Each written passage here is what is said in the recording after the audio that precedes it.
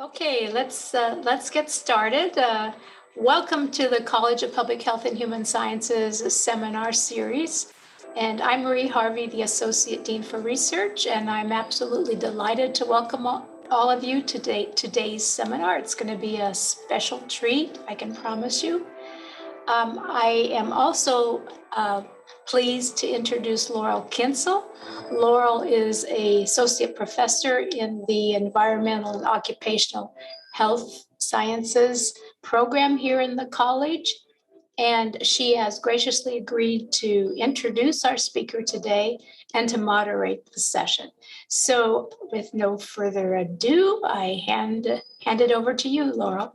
Thank you, Marie. And yes, welcome everyone. We are all on Zoom today. So this is a webinar format. So participants, your microphones are muted. So please ask questions in the Q&A feature and I will make sure I moderate it and get them to our presenter, who is Earl Dotter. I'm very excited to have him here today. He has spent his professional life documenting Americans at work, and I can't tell you how impactful that is. He gives a human face for workers, often in very dangerous and environmentally unhealthy conditions. And he is marking his 50th year photographing occupational and environmental health subjects with his book, which he's just shown the title here. And I really want to leave all the time for him. So welcome, Earl, and thank you so much for being with us, and we'll let you take it away. Thank you, Laurel. Thank you, Marie, CJ, and Susan, and Eric, everybody who has made this, this presentation possible for me. I'm most grateful. I want to mention that I'm seeking to encourage each and every one of you to enhance your visual skill sets today. Perhaps what I've created can be an inspiration in that regard. I've created a little handbook, just 6 pages, that suggests my perspective and way about working with a subject, and that's going to be available through the school here to anyone who would like it. But let's get started. This is going to be kind of a sequential survey. Pretty much when I began in 1968, we're going to just try to make this slideshow move. And right now, for whatever reason, I think I have to probably press a different key than I'm used to. Okay. In 1968, after obtaining my BA degree in graphic design out at San Jose State, I enrolled at the School of Visual Arts, intending to become an advertising designer. I was taught by the madmen of that era, the advertising leaders on Madison Avenue in New York City. But my photography instructor, Paul Elfenbein, made sure that the pictures we took for his class expressed our personal point of view. This photo of a Vest Pocket Park in the Lower East Side neighborhood where I lived is one example of me responding to Elfenbein's photography mandate. It seems environmental health and social justice concerns are reflected in this early image of tenement kids, likely exposed to lead paint. See the central child's blackened hands against the window? In answer to my photo instructor's ongoing assignments, my eye was drawn to this scene of the garbage strike in Manhattan that year in 1968. Elfenbein saw this photo and the image of the kids in the window and sent me to the art director of New York Magazine, then its first year of publication, and boom, I had a double-page spread in the magazine and a little later, a couple front covers. I first learned that Martin Luther King had been killed while in the advertising design class at the School of Visual Arts. We had reversed roles then, giving our instructors the assignment to respond to the Bob Dylan song, "Something is happening, but you do not know what it is, do you, Mr. Jones?" It was then, as that class dispersed, hearing that sad news, that I decided I could use my photography for socially useful purposes. My response was to document what I observed in the aftermath of King's death. I took these photos and others showing the public response to this tragedy in Lower Manhattan.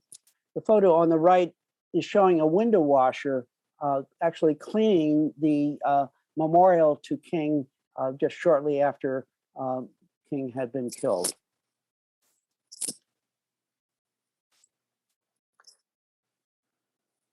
Then on November 20th, 1968, the Farmington, West Virginia coal mine exploded, killing 78 miners. Coal miners were activated to demand safer mines from government regulatory agencies and their union. By 1970, President Richard Nixon responded by enacting the Federal Coal Mine Health and Safety Act, forming OSHA, and a year later, the EPA. After art school, I sought a way to rub shoulders with coal miners doing what was then the most dangerous job in America. I first became a VISTA volunteer in Appalachia, but by the early 1970s, I had begun working with the United Mine Workers Union Journal magazine, using my photos to advocate for safer mining practices. This is Buck Kopchak, deep in an underground coal mine in Clearfield County, Pennsylvania. If he looks worried, it's because his father had lost his life 2 years before doing that same job. And one of my goals is to personalize my subjects. In my quest with the Mine Journal, I photographed in the photo on the left 2 active miners keeping vigil as their father, also a miner, takes his last breaths, dying of black lung disease. The central image shows the UMWA protesting the scourge of black lung at the US Capitol. And on the right, Elizabeth Griffith is mourning the loss of her husband, Robert, a veteran who survived Vietnam, but not his first year in an Eastern Kentucky coal mine. But this story is definitely not all gloom and doom. Notice the roof bolter on the left doing the most dangerous job in an underground mine. He's bolting the mine roof with a long expansion bolt. Notice he has no roof support. And now on the right, some 50 years later, a miner doing the same job with a hydraulic roof support protecting him from above. And here you see first a coal miner well protected with a shuttle car canopy and a side shield. That's today. And compared with the photo I also took in the 1970s without those protections. With this important life-saving work, coal mining is no longer our country's most dangerous job. There was a lot of hard work done by union, MSHA, and occupational health and safety professionals between those early, less safe examples compared with the safety improvements I've just presented. Those improvements took place over many decades. The women miners in the center won the right after a hard fight to receive the high-paying jobs male coal miners had enjoyed underground. They had to take their legal fight nearly to the Supreme Court to win the right to go to work. And that happened while I was a photographer at the United Mine Workers Journal. Bear with me a second. And you see the 2 miners on the left and right. They are members of a joint union management health and safety committee. Their work is instrumental in developing safety programs that enhance what was then the most dangerous job. A coal miner was killed every other working day in the late 60s and early 1970s.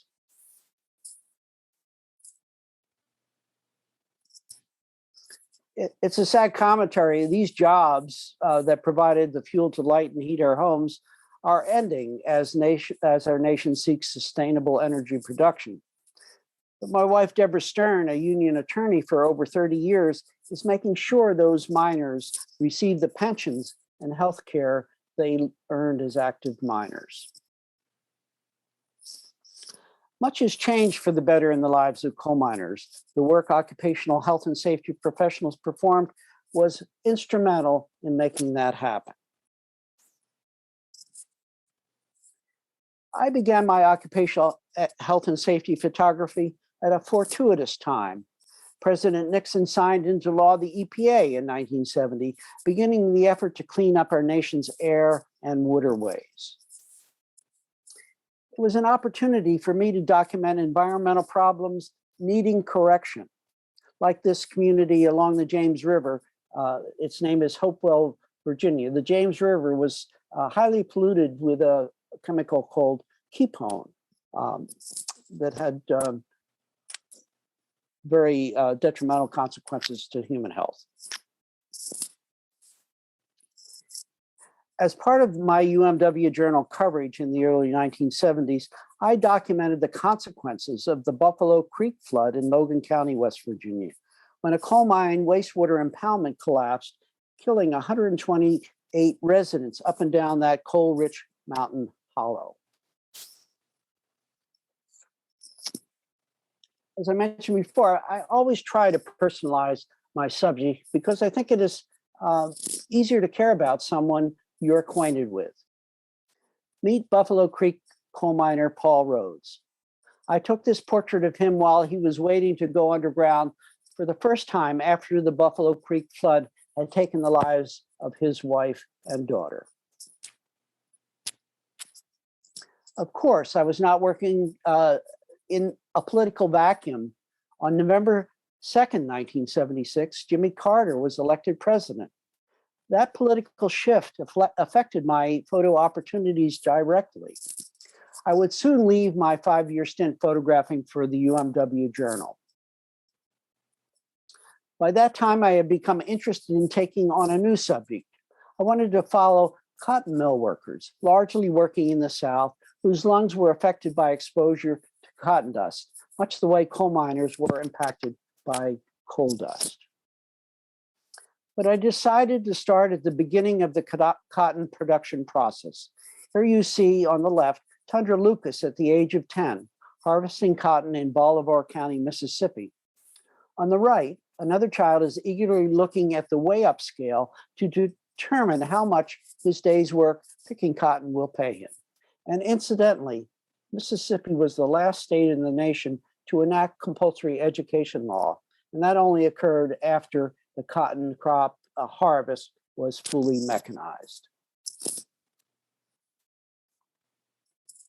The first two photos in this slide in Bolivar County, Mississippi, were taken at the local cotton gin.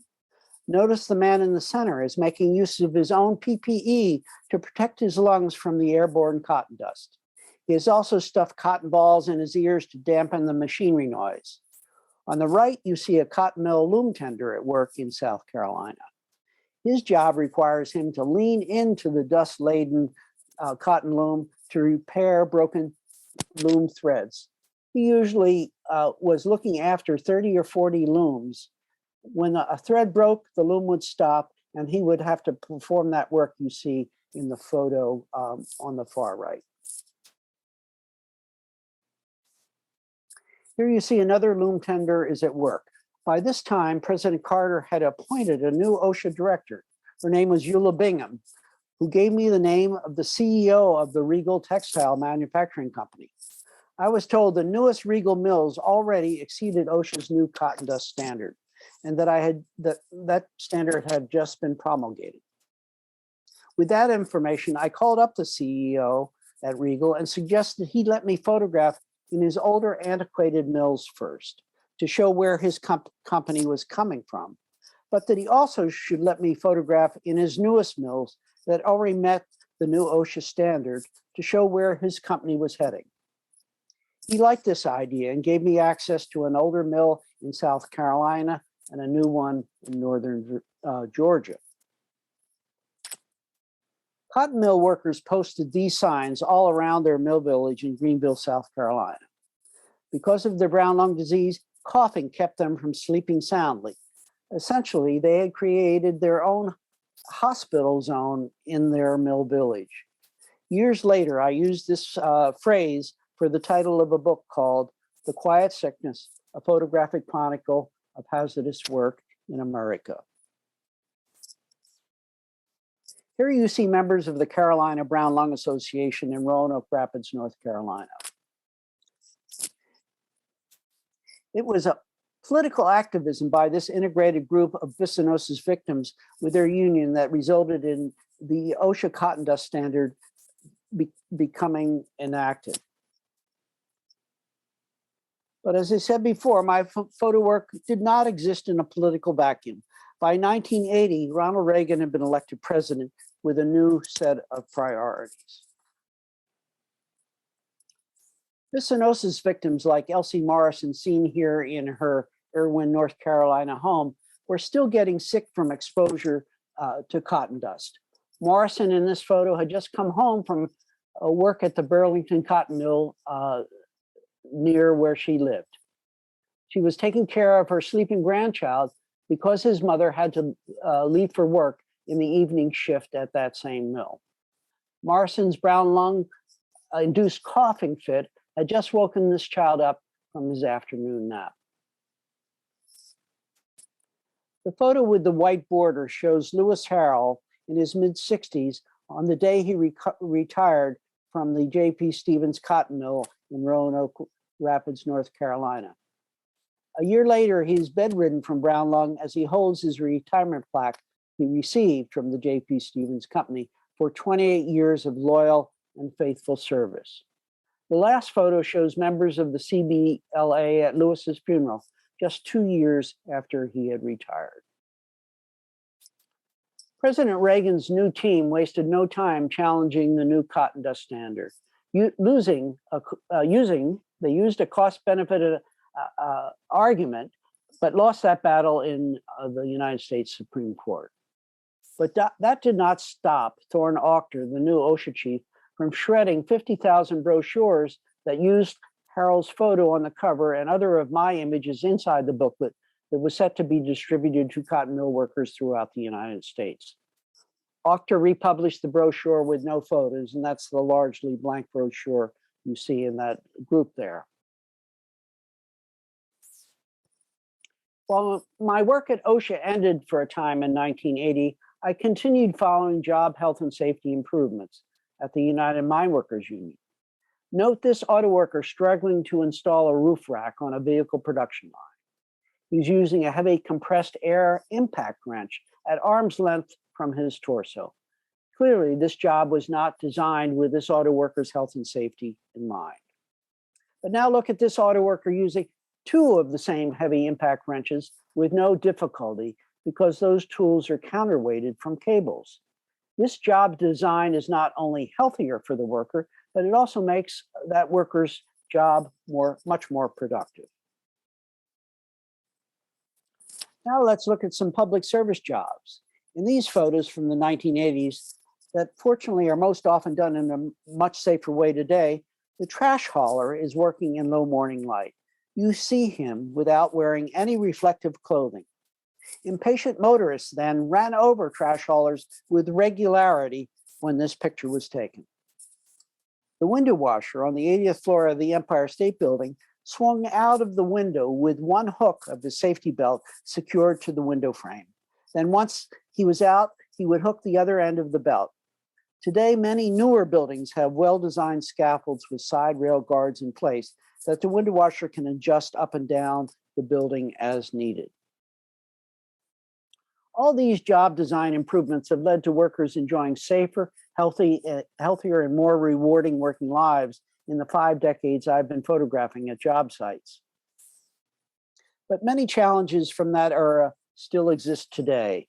I took this photo of Cesar Chavez on the same day in New York City as the photo you just saw of the window washer. Yet farm workers are still adversely impacted by pesticide exposure to this day.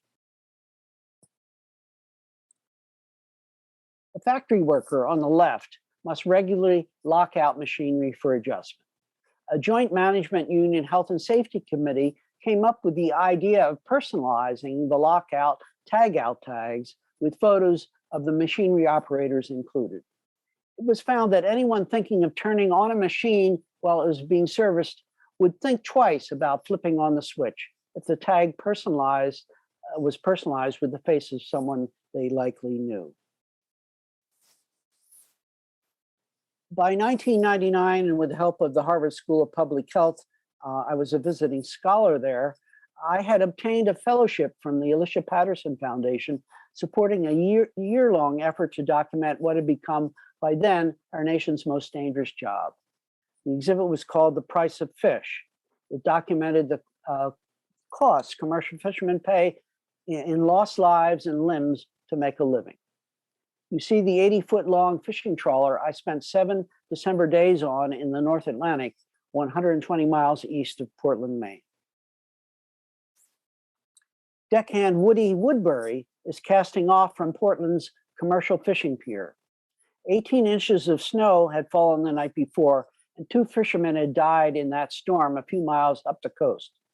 But I felt it necessary to photograph the harsh conditions these fishermen endure year-round.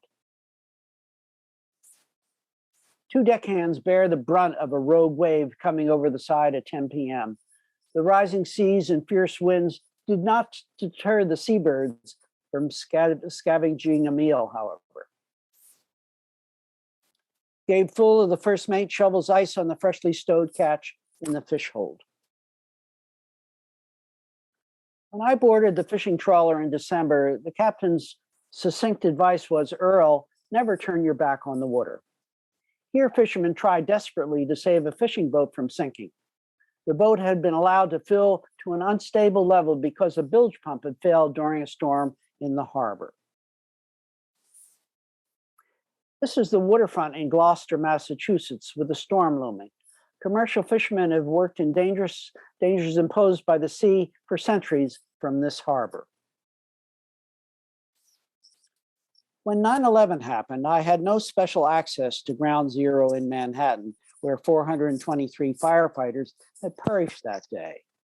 Self-assigned, I traveled to Lower Manhattan on the first day the general public was allowed back to the area surrounding the site where the towers had fallen. Immediately, I encountered a can-do attitude from the responders working outside of Ground Zero, restoring transit, telephone services, and cleaning up the mountains of pulverized building dust. With those photos, I was able to secure an assignment that brought me back later to the restricted zone of Ground Zero itself. Ironworkers are man-basketed into the site of the destroyed site of the Marriott Hotel. Firefighters look for human remains as a grappling machine opens up the pile. See the memorial with firefighters' boots at one of the fire holes in Lower Manhattan that lost 15 of their own. Despite that loss, the sign on the right was posted at that same fire hall.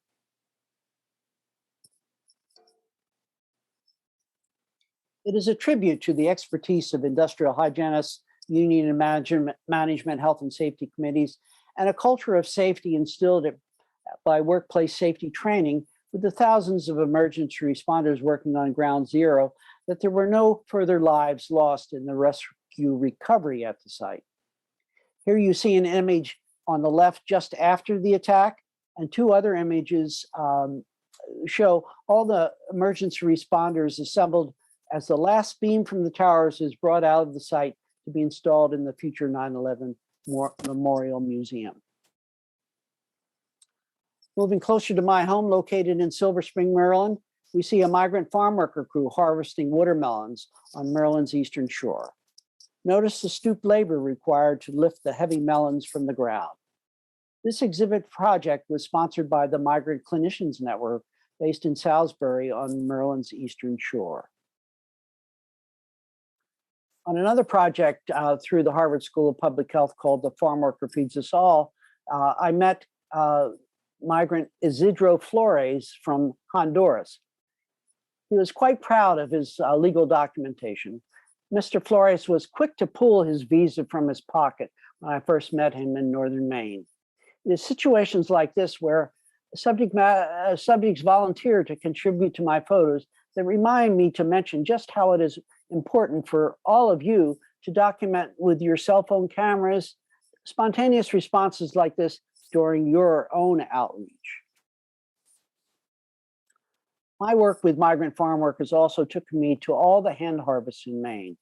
I worked there with the Maine Migrant Health Program that brought healthcare services to labor camps using mobile clinics. We see Dr. Mike Rowland examining a broccoli cutter from El Salvador after his workday harvesting in the fields in Aroostook County, right up next to the Canadian border. At another Maine Migrant Health Program clinic, physician's assistant Susan Lupke examines Honduran tree planter Raimundo Jimenez for an eye injury. Winston Grant, a 51-year-old Jamaican apple harvester, works up to the top of an 18-foot orchard ladder to pick the crop. His full 90-pound apple bag is securely strapped from his shoulders and waist, and once he's on the ground, the redesigned bag unloads from the bottom of the bag. Jamaican apple harvesters Owen Roos is a senior man on the harvesting crew at North Star Orchards in Madison, Maine. Roos is a farmer back home and can support his family all year because the harvest season times differ substantially in each location. A blueberry harvester takes advantage of a spot of shade at his campsite in Washington County, Maine, after his day's work is done. This watermelon harvest crew at High Hopes Farm in Preston, Maryland, are posed with their crew leader in the yellow shirt. They are all from Mexico. This slide shows poultry processors and crab pickers near Salisbury, Maryland. The nurse in the upper right photo examines a crab picker during a health clinic conducted during the Mexican crab pickers' lunch break out on an island in the Chesapeake Bay. In 2007, I photographed nurses for a Nurses Week tribute at the Hospital of the University of Pennsylvania. The operating room circulating nurse, Sharon Wright, is on duty during this robotically assisted surgery. A nurse team at the Maimonides Medical Center in Brooklyn adjusts bed linens for a pregnant woman whose condition required complete bed rest until the patient conceived. You are looking at an example of a laboratory staff collaboration on the night shift at the Maimonides Medical Center in New York. The set of photos I took for the hospital in 2010 celebrated the hospital's 100th anniversary. In 2015, I had collected employee photo ID badges from workers who had been exposed to lethal asbestos at mines, mills, shipyards, and construction sites, and the manufacturing of commercial products containing the fiber. Those badges became the basis for an exhibit titled Badges, a Memorial Tribute to Asbestos Workers. Note that the badge identifies the worker and the company that harmed that worker. Sometimes that's a hard relationship to visualize. On the top left, you see an asbestos mine in Canada. Below it is a billboard in front of the Raybestos brake lining manufacturing company in Connecticut, taken from the 1950s. On the right is the Kent micronite filter, introduced in 1952, that contained crocidolite asbestos that stayed on the market until 1957. Construction demolition workers and the public nearby are exposed to asbestos fibers, unless the building's asbestos is removed before the building is demolished. This laborer is properly suited up with self-contained breathing apparatus. He uses the grab and bag method of removing the asbestos at a warehouse site in Manhattan. This is an example of hazard communication at this same warehouse site, presented in Spanish, Polish, and English to effectively communicate with the multi-ethnic workforce there. At the University of Colorado, Denver, I had the privilege of working with 4 different Native American tribes who were moving towards sustainable energy production on their land. The 2010 exhibit sponsored by the school was called Holding Mother Earth Sacred. And the initial idea came from an industrial hygienist at the American Industrial Hygiene Association who worked at the University of Colorado, Denver. And then the Mountain and Plains Education and Research Center picked up this idea with their outreach and the Office of Diversity and Inclusion. We were able to reach out to the 4 tribes that were developing energy resources, creating sustainable jobs, and at the same time, honoring indigenous beliefs. The Southern Ute in Colorado, the Navajo Nation in New Mexico and Arizona, and Canadian Aboriginal community in Winnipeg, and the Lakota Nation in Pine Ridge in the Eagle Butte, South Dakota. We see here Navajo members advocating to stop mining uranium on their lands that had poisoned their members who had mined the radioactive mineral with lung disease. The Southern Ute tribe in Colorado are harvesting natural gas emanating from coal deposits below ground rather than mining the coal itself. Near Pueblo, Colorado, tribal members are constructing energy efficient housing on their tribal lands. At Pine Ridge in South Dakota, Henry Red Cloud established Lakota Solar Enterprises. Young members from this tribe build and install passive solar heating units, creating jobs in Pine Ridge and providing low-cost heat to home sites occupied by tribal members.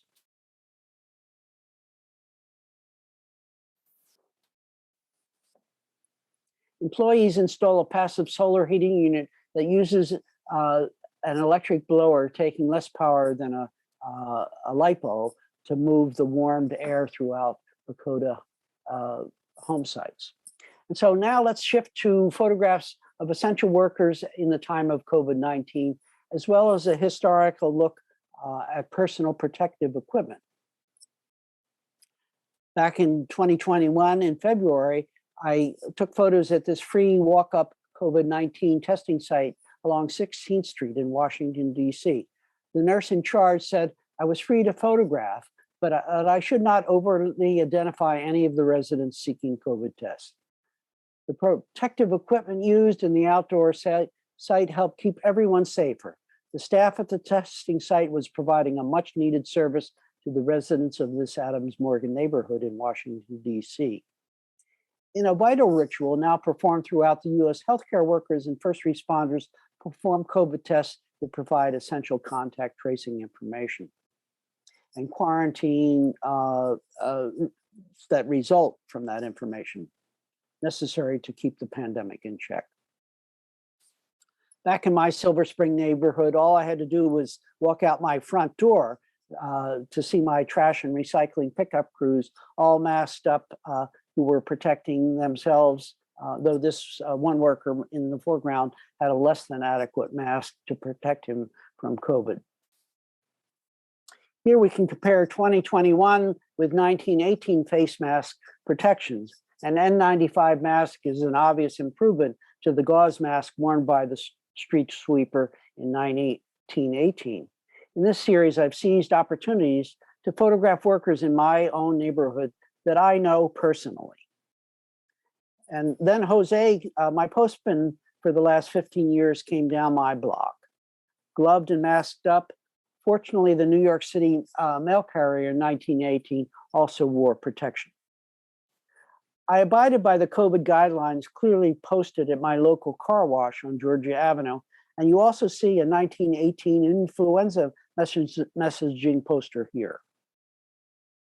And so are the car wash employees protecting themselves all working in a coordinated symphony, doing their designated jobs all masked up. We all benefit from their efforts on the job to keep the pandemic in check. Those Whole Food Amazon contract delivery men deliver to us, keeping us safe within our own homes while they shop at the store for us and deliver groceries to our homes. Construction workers have long had an appreciation for the value of PPE when they are doing their essential jobs. Hand signals to the off-camera crane operator are a language of all their own, critical to safely maneuver a large load of wet cement as it is lifted to the site of Washington, D.C.'s new Metro Purple Line in downtown Silver Spring, near where I live. They are masked because of the pandemic, but their gloves also protect them from contact dermatitis caused by the wet cement. The crane operator needs those hand signals to move the construction crane safely. And notice in the right-hand photo, the construction worker's flip down face shield and fall protection harness that he is carrying to his next job. This Purple Line ironworker's retractable fall protection lanyard and harness, it is tied off from a temporary post installed above the worker's position on the leading edge of the girder. The tie-off point is purposefully located well above the ironworker. Compare that previous image with this ironworker tied off from below. Even though he's being spotted by another worker, it is easy to see the benefit that a higher tie-off point provides in the event of a fall. Cutting these cinder blocks can expose this construction worker to hazardous silica dust, but not if the saw is fitted with water sprays and the worker is wearing a face shield. Notice the laborer's hearing protection and his hat sticker promoting the building of a safety culture at construction company sites where he is employed. This pipe cutting operation provides a graphically arresting image, made even more pleasing by the woman's use of all the required PPE. As global warming increases, heat stress on road construction work sites is a greater issue. Only California, Washington State, and Minnesota have already enacted heat stress standards at work sites. In Maryland, such a heat stress worksite standard initiative is now seeking support from our governor. And each of you can also support such a standard in the state where you reside. Highway flaggers are at risk of being hit by inattentive or irate motorists. On this high-speed highway, traffic cones offer little protection to the flagger or construction crew. But in my last slide in this presentation, the same kinds of road construction site intrusions are effectively controlled with concrete or water-filled barriers, like those shown here employed in New York City. My retrospective book offers a much more comprehensive look through 14 exhibits I've created over the last 15 years than the time has allowed me to present today. So I welcome an opportunity for you to ask questions through Dr. Kinsel, and we will take it from there. I'm going to stop screen sharing now. Thank you so much for the wonderful presentation, and the images and the stories are just incredible. You have an amazing life experience. I want to let everyone know his generous offer that he showed on the last slide. I put in the chat more details and his email where you can reach out, and if you would like a signed copy of this work. I do see that there is a question in there. Thank you for sharing your life's work with us today. Regarding your work in Appalachia, how were you received by the mine workers and their families? And could you photograph the coal mining work and so that you could photograph that work? And kind of what was the response of the miners and the operators? And I think what she's getting at, this is from Barbara. Thank you, Barbara. Getting at, like, how do you access this and get workers to agree, the employer to agree?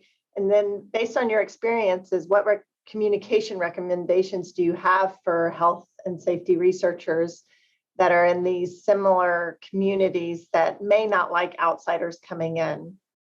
Well, thank you. That's a big, important question. I'll start by saying that the rules of common courtesy apply.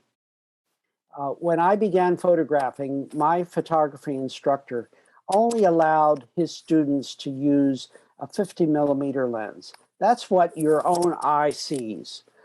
And so there were no grab or stolen shots when we photographed another human being. We had to introduce ourselves, let our subjects know who we are.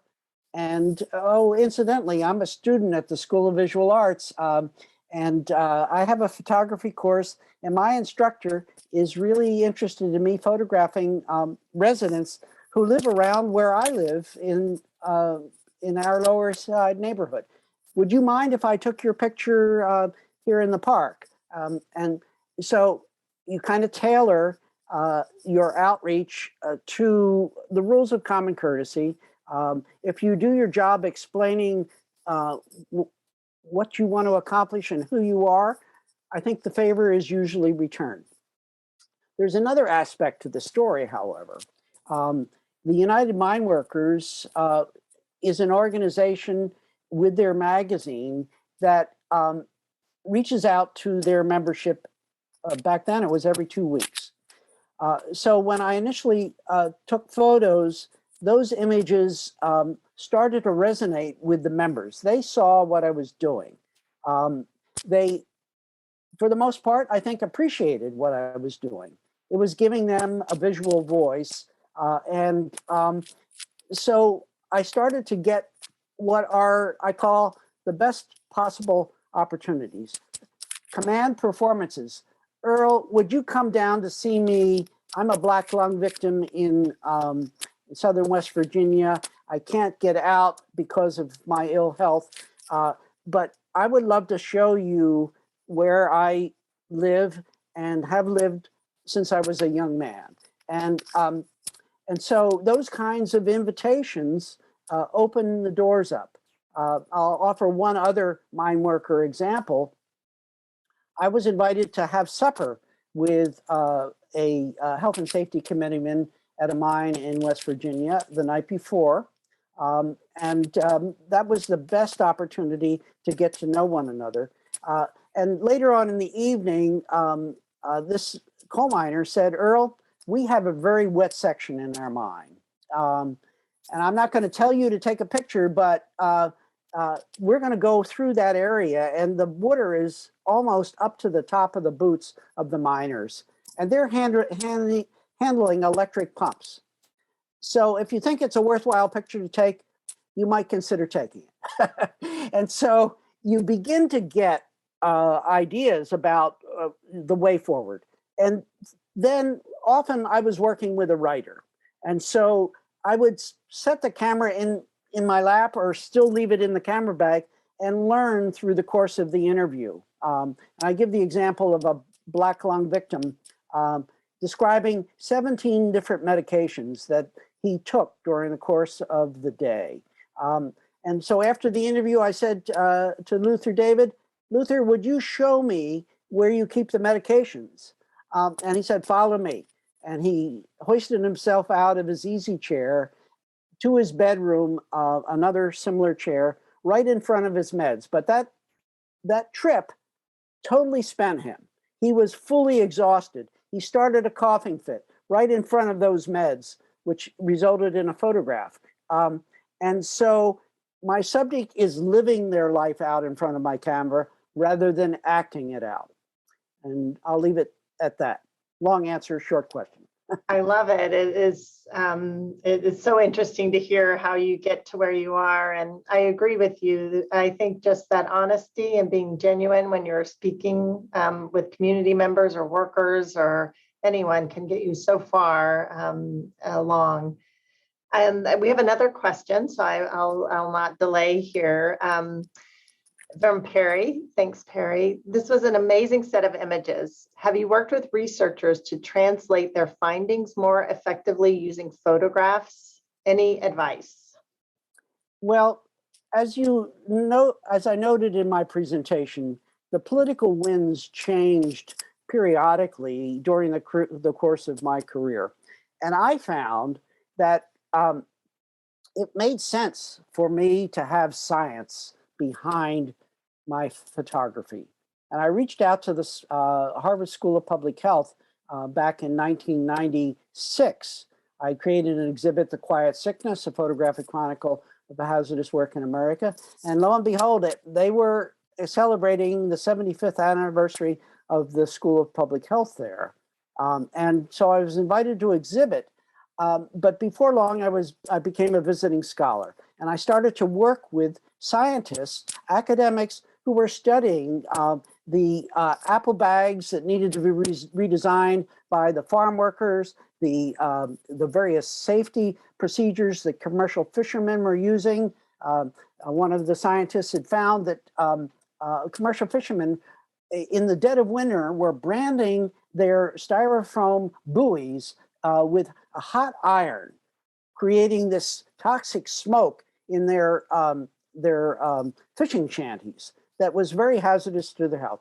And so all kinds of new developments occurred with that alliance. And so that's a little bit of the story. Thank you. Yeah, and I think documenting that is a good way to say kind of those findings or pointing out those hazards. So thanks for sharing that. Here's an anonymous attendee. So thanks for sharing your pictures. From your perspective, what impact do you think your work has had now that you can reflect back 50 years, I suppose? Well, anonymous, I wish it was more. I have enjoyed my work every day. It's a different experience constantly. I began picking up the camera as a pretty shy kid.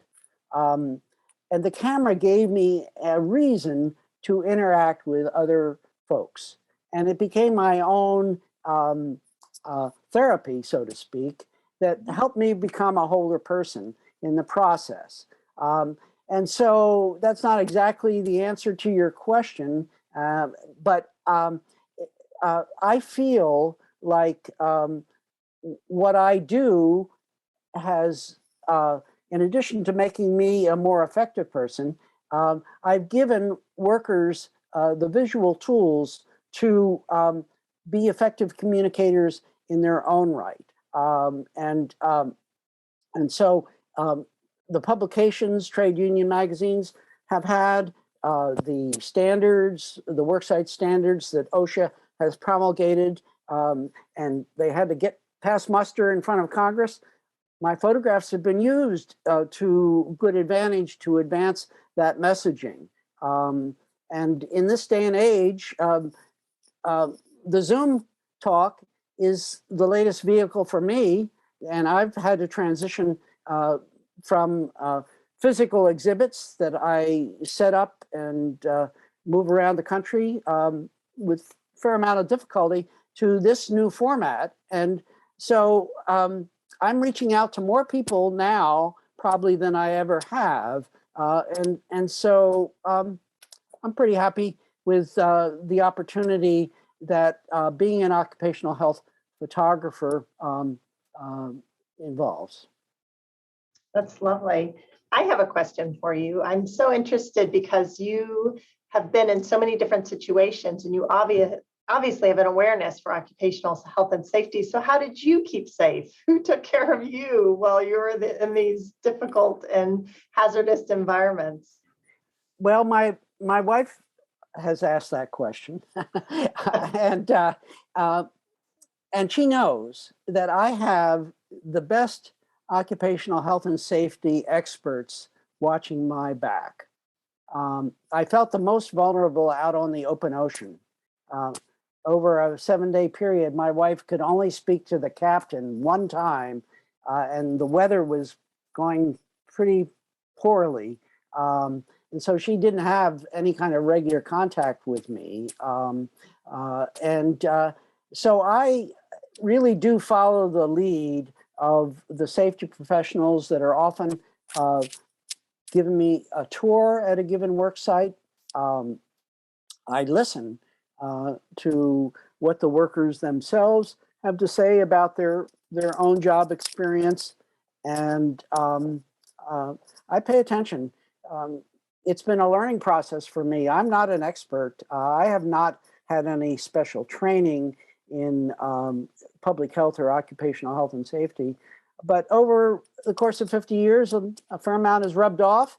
And I try to translate that information into visual terms so that we can advance the messaging to more people. Absolutely. And your images are very impactful. So thank you for doing so. So I see Marie here. So I think we have to wrap up. No, we don't. I was going to ask a question. Oh, well, then I'll call on you, Marie. Okay, I decided since I could say it, I decided not to put it in the Q&A. So similarly, I guess I want to know two things. What was your most of the different era and the different issues that you captured and portrayed for us? What one was most enjoyable, and perhaps which one was most meaningful? Maybe those are two different questions, two different lenses, but I just wanted, from your perspective, what gave you the most pleasure or satisfaction, and then which one do you think really maybe had the most impact? Well, I'm not sure, to tell you the truth. I, at my older age of 78 now, am starting to look back through my archive and take a look at the film work that I haven't looked at in a long time, and seeing pictures that I overlooked from way back then. And I'm starting to realize that the closet spaces are stacked with prints and things that I haven't seen in a good while. But the interaction, the communication with the Luther Davids and the Orville McCoys and the women I've encountered in a wide variety of jobs in the textile trades, and they have made big impressions upon me in an individual way because sometimes at sacrifice to their own ability to make a living, they have stood up and made sure that their fellow workers have enjoyed a working experience that could constantly be improved upon. And so when I see social progress, I am that gives me a great sense of satisfaction. And those visual comparisons in the coal mine were one example of that. And the trash hauler without any reflective clothing, I don't think we ever see that anymore. Work crews who are in roadways are just covered over with reflective clothing, and there's been people sacrificed. Their lives have been sacrificed to make that happen. And so I think we have to remember that this progress has come at a cost. Absolutely. And I'm glad you bring that up, that we've come so far, like so many things have really improved. But yet I think we have a ways to go.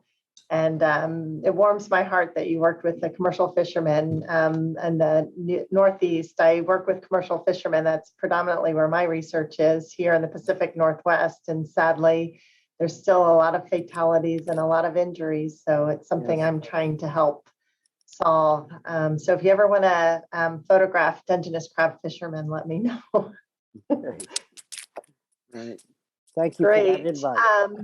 Well, I do think we only have a minute or two, and I don't see any further questions in the chat. So is there I do want to remind everyone that there in the chat, I did put in the information to contact Earl if you would like a signed copy of his work. And are there any last words, Earl, for any advice for any health and safety professionals now currently?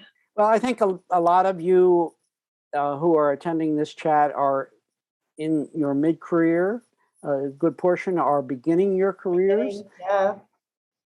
And so I think that for us to seize opportunities to do socially useful work in whatever direction our life takes us is a noble pursuit, and mine happens to be inspired by the 60s. And as I've looked later or earlier into my life, when I was a young kid, I was in a boating accident. I picked up an electric drill and was almost electrocuted, and my family suffered a serious home workplace invasion, and so a lot of those early experiences, I think, have been reflected in my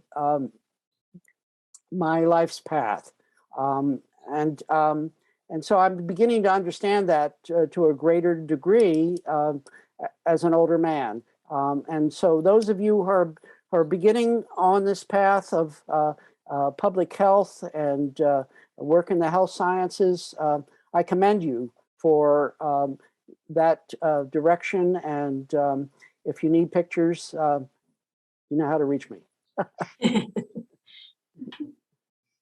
Thank you so much, Earl. Thank you. You're welcome, Marie. Thank you.